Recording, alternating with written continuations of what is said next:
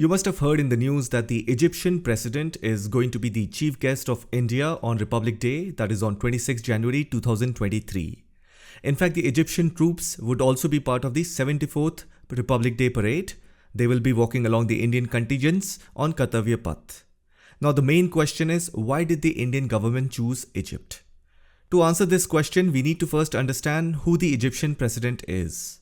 The president of Egypt is Abdel Fattah el-Sisi. He is popularly known as El-Sisi. Of course, India and Egypt enjoy warm and friendly relations. The two countries work closely at multilateral and international platforms.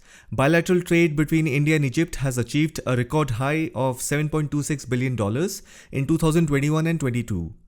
So all of this is great. But then just because trade is doing good between India and Egypt or any other country, it doesn't necessarily mean that India has to select that particular country with whom trade is high. And based on that, to impress them, Indian government is inviting their state head to attend our Republic Day. It is not like that. In fact, there are many other countries with whom India does much higher volume trade when compared to Egypt. So trade, economy is not the reason behind inviting the Egyptian president. There is something else. Now let me give you some information about the Egyptian president in brief, because we need to know few things about who this person is. El-Sisi has been the Egyptian president since 2014. He is the 6th president of Egypt. Now, before becoming a politician, he was a military officer who has served in the Egyptian army. With his luck, dedication and hard work, he commanded various positions, and that way in 2011, he rose to the rank of general, that is Chief of Egyptian Army, wherein he also went on to become a member of the Supreme Council of Armed Forces. Now, during that time, Hosni Mubarak was the president of Egypt. I think he served as the president for 29 years. He was a member of the National Democratic Party, which is often referred to as National Party in Egypt. They were the ruling political party in Egypt from 1978 to 2011. Always remember one point, if there is a word called democratic in a political party, then chances are United States has some involvement in it. And guess what? Egypt's peace treaty with Israel in 1979 was organized by United States under Camp David Accords. The National Democratic Party of Egypt had good relations with the United States because United States was giving aid to Egypt for years. In fact, Egypt supported and was part of United States military coalition during the Persian Gulf crisis and Iraqi war. So if you see, Hosni Mubarak was very much cultivated by the United States, and that is what made him enjoy his 29 years long presidency. But then you also have to understand this, that during his 29 years of presidency, the Egyptian society was suffering from inefficient administration, abuse of power, increasing corruption, political suppression, police brutality, and falling living standards. Now all of this led to his incompetency, and as a result in 2011, there was a revolution in Egypt, which began on 25th January 2011. Millions of protesters belonging to various socio-economic and religious backgrounds demanded the overthrow of Egyptian President Hosni Mubarak. In the following month, that is in February 2011, Hosni Mubarak resigned. The statement came after reports said Mr. Mubarak had left the presidential palace and gone to the Egyptian Red Sea resort of Sharm el-Sheikh. People were extremely happy with his resignation. Immediately after his resignation, the Supreme Council of the Armed Forces took over Egypt. President Mohammed Hosni Mubarak has decided to step down from his post as President of the Republic and has empowered the Supreme Council of the Armed Forces to manage the affairs of the country. As I've already said, by 2011, El-Sisi was already a general as well as member of the Supreme Council of Armed Forces. Since there was no precedent in Egypt for the year 2011, the head of the Supreme Council of Armed Forces, that is Field Marshal Mohammed Soliman, was practically running the country for 1.5 years. In other words, military was running Egypt. But people of Egypt were happy about it. They had no complaints from the Egyptian military, except few minorities who had problem with everyone and every time. Anyhow, so during the first year of military rule, General El-Sisi came into the limelight. General Sisi, who is a devout Muslim, in the year 2011 he started having internal talks with a group called the Muslim Brotherhood. It is a Sunni Islamist religious group. They are extremists. This group had links in many other Muslim countries, but they had a large base in Egypt. So General Sisi came in contact with them. And what is more interesting is that after the 2011 revolution and the removal of Hosni Mubarak, this Islamic group launched a political party by the name Freedom and Justice Party, just to contest elections. So basically this new political party has same mission and goal, but different roles.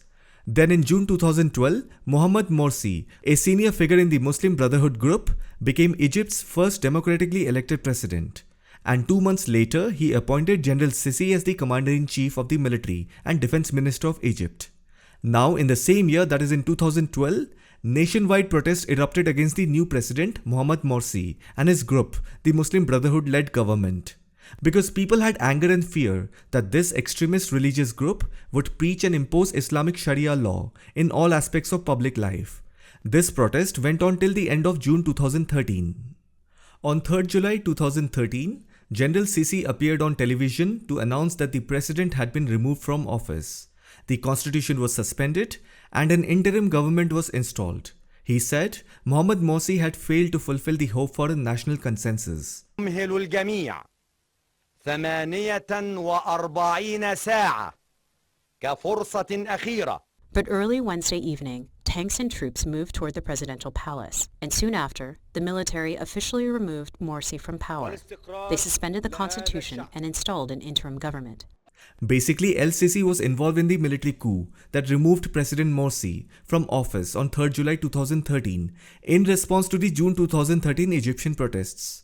Since all of this was announced by General Sisi on national television, he used the words, Mohamed Morsi had failed to fulfill the hope for a national consensus. People resonated with his sentence. On top of it, people of Egypt had hope, and they saw that hope in General Sisi. Egyptian people felt that the people and the army are one hand. Adli Mansour served as the interim president from July 2013 to June 2014. Now, if you see, the Egyptian military removed Mohamed Morsi. So naturally, Muslim Brotherhood supporters and other groups opposed military's actions. Even they held protests throughout Egypt.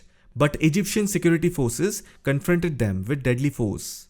Now, in this 1 year from July 2013 to June 2014, when Adli Mansour was running the country as an interim president, General Sisi was preparing for his political career. In January 2014, General Sisi was promoted to the rank of Field Marshal, Egypt's highest army rank.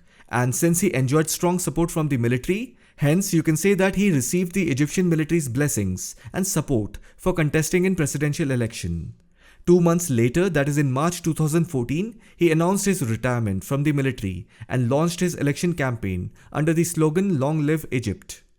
He then outlined an ambitious plan to develop agriculture, housing, education, impoverished areas and boost employment. Since he was already popular and his election manifesto appealed to the public, General Sisi was elected president in May 2014 with 97% of the vote.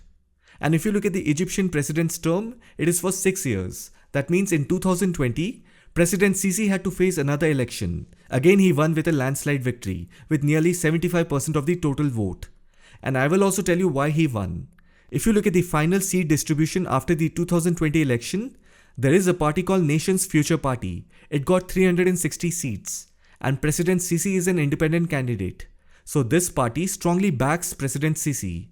Now, why would a political party with so many votes back an independent candidate? They can very well find someone from their own party. The reason they backed President Sisi is because he is known as a very strict administrator. He is even more strict than the previous leader, Hosni Mubarak, who has ruled Egypt for almost 30 years. And the reality is, he has made Egypt stable. Of course, it came with a heavy price. Various groups even accuse him of human rights violation, but nevertheless, he did restore stability by cracking down on radical Islamist militants. He even banned the Muslim Brotherhood group and arrested its top leaders and supporters. Many were later given death sentences or lengthy prison terms. That is why he is accused of violating human rights. But then everyone knows that these so-called human rights activists always provide intellectual cover fire to these radical Islamist jihadi groups. It is a common practice in Kashmir. As an Indian, we are aware of it. And then he is also responsible for the devaluation of Egypt's currency in 2016. Always remember, devaluation happens when a government makes monetary policy to reduce their own currency's value. Usually there are 3 strong reasons behind it. 1. To boost exports. Devalued currency would make products less expensive. 2. To reduce trade deficits. After devaluation, exports will increase and imports will decrease.